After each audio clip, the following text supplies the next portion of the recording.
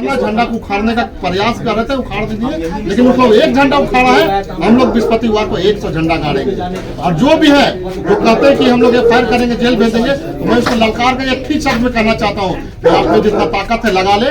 हम लोग बृहस्पतिवार को हजारों हजार की संख्या में पहन के अगुवाई में हम लोग सरना झंडा गाड़ेंगे और कौन रोकता है उसको भी हम लोग देख लेंगे। मकसद से गाड़ा झंडा, लेकिन उनको तो ये करना नहीं था, उनको सीधे डायरेक्ट आना था और झंडा को उखाड़ के वहां से लेके जाना था और इल्जाम देना था कि ईसाई लोग सरना झंडा का इस्तेमाल ये यूज करते हैं। भाई सरना हो चाहे हिंदू हो चाहे मुसलमान हो, सिख हो, कोई भी हो, मैं एक लाइन में साफ तौर से कहना चाहता हूँ, अगर उनकी मंशा सही है, सरना झंडा गाड़ कर वो अपनी जमीन को बचा रहे हैं और खासकर उस स्थान में जहाँ उसी स्थान को, उसी जमीन पर भगवान बिरसा मुंडा की समाधि स्थल है, उस जगह को बचा, तो तहे दिल से उसको धन्यवाद देना चाहते हैं। इसलिए देना चाहते हैं वो आदिवासी भी है और मान के चल क्रिश्चियन धर्म को मान भी रहे हैं, लेकिन अगर सरना झंडा को गाड़ कर जमीन को बचा रहे हैं उसको लोग तहे दिल से धन्यवाद देते हैं। और इसी को लेकर के मैं साफ तौर से कहना चाहता हूँ कि जो निशा भगत जो जेल कैंप के जो नेत्री है, ये पूरी तरीका से मैं कहूँ तो मतलब उसका जितना भी निंदा की जाए कम है। अगर आपको उसके बारे कैरेक्टर के बारे में जानना है तो गुमला में किसी भी सामाजिक संगठन के लोगों से आप पूछ सकते हैं कि उसका कैरेक्टर कैसा है। मतलब कहें तो मुझे बोलने का मन नहीं उसके बारे में क्या कहूँ, लेकिन जितना भी आप उसके निंदा की जाए उतना कम है। और यही नेत्री के द्वारा आप मैं बताना चाहता हूँ कि झंडा उखाड़ने का काम किया जाता है उसी के 2, 4, 5 लोगों के द्वारा, और उसी के कुछ और लोग भी हैं, मैं नाम भी बता देना चाहता हूँ, इसलिए उन लोग के जिस तरह के कार्य से पूरे समाज को नीचा दिखना पड़ रहा है, पूरे आदिवासी समाज को, चाहे वो सरना हो चाहे ईसाई हो, निरन्ना हेरन टोपो और कुंदरसी मुंडा, ये लोग जाते हैं थाना में, यही लोगों के बीच के लोगों को FIR करने, वो लोग झंडा का इस्तेमाल गलत करने का क्या, और कुछ लोग अपने लोगों के ही कुछ लोग को इधर भेजते हैं झंडा उखाड़ने के लिए। मैं साफ तौर से कहना चाहता हूँ कि ऐसे लोगों को चिन्हित करके सामाजिक बहिष्कार करना चाहिए। और साफ तौर से मैं कहना चाहता हूँ कि ये लोग को पहचान लीजिए कि ये लोग सरना झंडा को गाड़ते हैं और ये विरोध करते हैं, उस झंडा के नीचे में रह करके विरोध करते हैं, उसको कुछ लोग उखाड़ करके फेंकते हैं और प्रयास करते हैं कि नहीं तुम लोग इस झंडा के नीचे नहीं रह सकते हो क्योंकि तुम सरना धर्मावलंबी नहीं। मैं स्पष्ट आपको कह देता हूँ, सरना झंडा अगर मुसलमान को भी आस्था है तो भी इस झंडा का को प्रणाम कर सकता है और अपना रक्षा इसको अपने पास रख सकता है। अगर इसको हिंदू समुदाय को भी अगर इसको जरूरत है, अगर उसको आस्था है, विश्वास है कि झारखंड का प्रतीक ये हमको यूनाइट करता है और इस झंडा का एक अपना महत्व है, तो इसका, लेकिन उसका उद्देश्य जो है साफ है कि उसका उद्देश्य जल जंगल और जमीन के लिए है। कोई अगर ब्रोकर गाड़ दे तो उसको मैं नहीं मानता, तो जमीन कारोबारी करने के लिए अगर इसको कोई मानता करता है तो मैं उसको नहीं मानता, लेकिन अगर जहाँ समाज इसको गाड़ता है उसको हमको आपको मानना चाहिए। और आज यहाँ के लोग ये काला उला का बस्ती काला उला गौशाला डिस्लरी गौशाला के लोग इस जमीन को बचाना इसीलिए चाहते हैं, ये बिरसा मुंडा के वंशज हैं, ये बिरसा मुंडा के वंशज हैं और बिरसा मुंडा के वंशज होने के नाते बिरसा समाधि स्थल जो है उसको ये लोग बचाना चाहते हैं।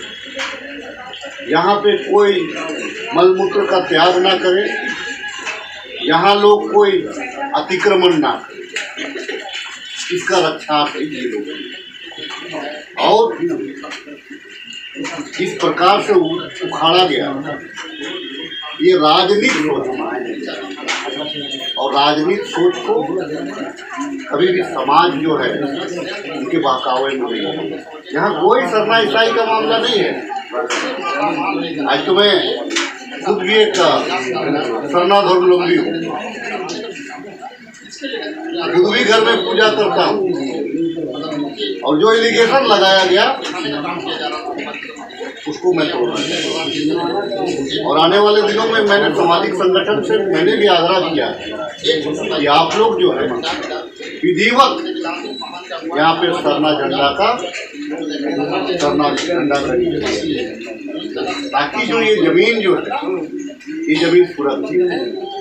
दावा ये किया जा रहा है कि भाई जमीन अगर वंशानुगत रूप से वो ट्राइबल का था बहुत सारे लोग ये दावा कर रहे हैं कि भाई रैयत अगर हैं तो रैयत सामने आएंगे, अगर रैयत सामने नहीं है तो क्या सरकार को जमीन वापस गया है? देखिए बड़ा सवाल है कि अगर कोई वंश विहीन हो जाता है, अगर कोई वंश विहीन हो जाएगा तो जमीन तो सरकार की होगी ना पहले को, उसके बाद में फिर वो कहीं का बंटवारा होगा।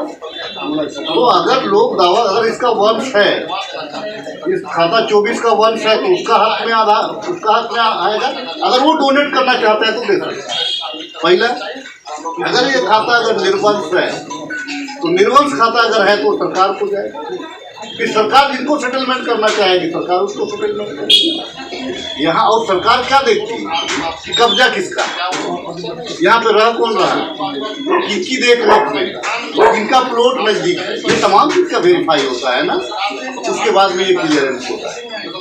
आज की तारीख में कुछ लोगों के द्वारा जो सरना ईसाई का मामला राज्य को लगा देंगे, पूरी तरह से बीजेपी का एक वो बीजेपी के लोग चाहते हैं यहाँ के आदिवासी लड़ गए। मैंने कहा ना, कुछ लोग जो है सिर्फ यहाँ का जो सरना आदिवासी है सिर्फ ईसाई नहीं बना, मुस्लिम भी बना। बात को समझिए, कुछ लोग जैन धर्म को भी अपनाया है, कुछ लोग बौद्ध धर्म को भी अपनाया है, कुछ लोग बिरसाइत भी है, कुछ लोग टाना भगत भी है। टाना भगत जो है कि आज वो के साथ सो रहता है, बिरसाइत जो है कि वो बिरसा मुंडा कोई भगवान मानता है, और बाकी लोग जो है प्रार्थना सभा को जो जाते हैं वे लोग बलि नहीं करते हैं सरना में। लेकिन जो पौराणिक व्यवस्था है कुछ हमारा पहाड़ लोग बलि करता है, इसलिए 2 सरना होता है हर गांव में। देखिए, एक में जहाँ पे बलि होता है और एक में जहाँ पे बलि नहीं होता। हर गांव में आपको ये देखने को मिलेगा, विधि विधान से चल रहा है। और बहुत सारे लोग तो ऐसे भी लोग हैं जो आदिवासी की बात करते हैं, लेकिन वो भी आदिवासी जो दर्शन है उसको नहीं जानते। आज की तारीख में हम कहना चाहेंगे, आज की तारीख में कहना चाहेंगे, तमाम सामाजिक संगठन के लोग अगर हमको अगर कुछ लोग बांटने का जो संघ जो बांटने का जो तैयारी किया हुआ है, आप यकीन मानिए आज अगर सही गिनती हो जाएगा तो हम आपको बता दे रहे हैं हम 35% के आसपास आएंगे। लेकिन हमको सिमट दिया गया है 26%। और अगर अभी इसी प्रकार से अगर विखंडित हो जाएंगे तो इस बार का जो जनगणना होगा उसमें हम 14% भी नहीं बच पाएंगे। तब फिर हम कहाँ जाएंगे? तो उनकी जो चाल है, धर्म को जो आड़ बना करके ये लोग जो चाल खेल रहे हैं, उसका मैं विरोध करता हूँ। और एक चीज है, एक कुंबा के लोग हैं आदिवासी, वो मुंडा के रूप में है, बेदिया के रूप में है, लोरा के रूप में है, उरांव के रूप में है, खड़िया के रूप में है, आपका